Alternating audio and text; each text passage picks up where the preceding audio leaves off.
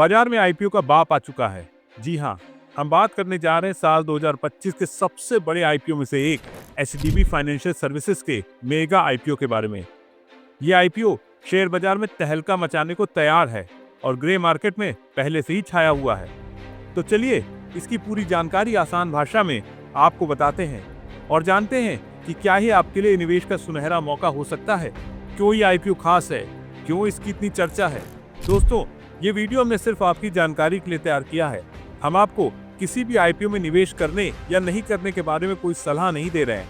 आप किसी भी आईपीओ में निवेश करने से पहले अपने वित्तीय सलाहकार से बात जरूर कर लें। सबसे पहले ये जान लें कि एचडीबी फाइनेंशियल सर्विसेज एक ऐसी कंपनी है जो एचडीएफसी बैंक की सहायता से चलती है। ये कंपनी लोगों और छोटे बड़े कारोबारियों को तरह तरह के लोन देती है, जैसे कि पर्सनल लोन, वाहन लोन, गोल्ड लोन और प्रॉपर्टी लोन। ये कंपनी खास तौर पर छोटे शहरों और गांवों में काम करती है, जहां लोग आसानी से लोन ले सकें। इसकी मजबूत पहुंच और भरोसेमंद नाम की वजह से ये निवेशकों के बीच पहले से ही लोकप्रिय है। एचडीबी फाइनेंशियल सर्विसेज का ये आईपीओ 12,500 करोड़ रुपए का है। जी हाँ, सही सुना आपने। ये साल 2025 का दूसरा सबसे बड़ा आईपीओ है। इससे पहले हुंडई मोटर इंडिया का 27,000 करोड़ रुपए का आईपीओ आया था। इस आईपीओ में कंपनी 2,500 करोड़ रुपए के 3.38 करोड़ नए शेयर जारी करेगी। साथ ही 10,000 करोड़ रुपए के 13.51 crore share offer for sale यानी ओएफएस के तहत जारी किए जाएंगे।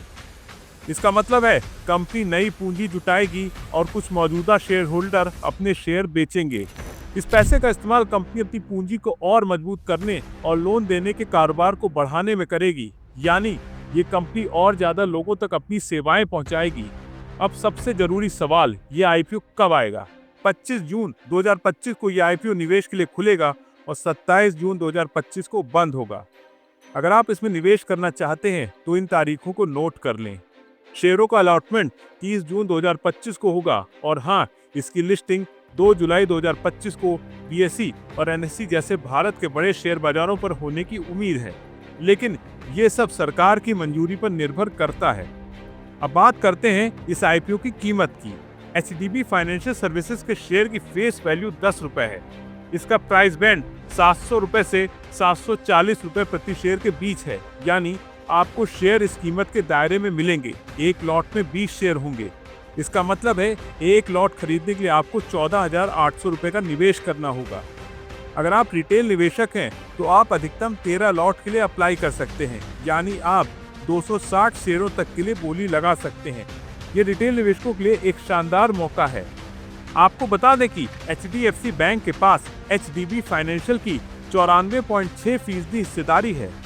इस आईपीओ में एचडीएफसी बैंक 10,000 करोड़ रुपए के शेयर बेचेगा। ऐसा करके बैंक अपनी पूंजी को और मजबूत करना चाहता है। इसके अलावा इस आईपीओ में एचडीबी फाइनेंशियल के कर्मचारियों और एचडीएफसी बैंक के शेयर होल्डर्स के लिए कुछ शेयर आरक्षित भी किए गए हैं।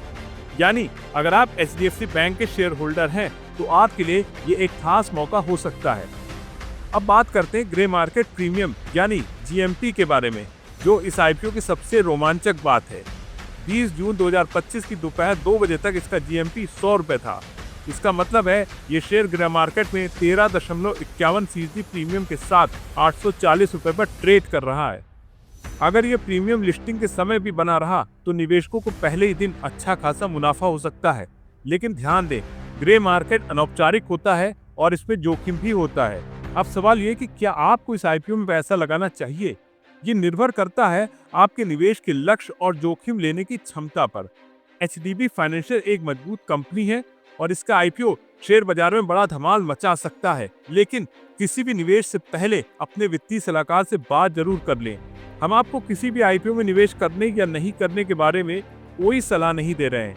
तो ये थी एचडीबी फाइनेंशियल सर्विसेज के मेगा आईपीओ की पूरी जानकारी।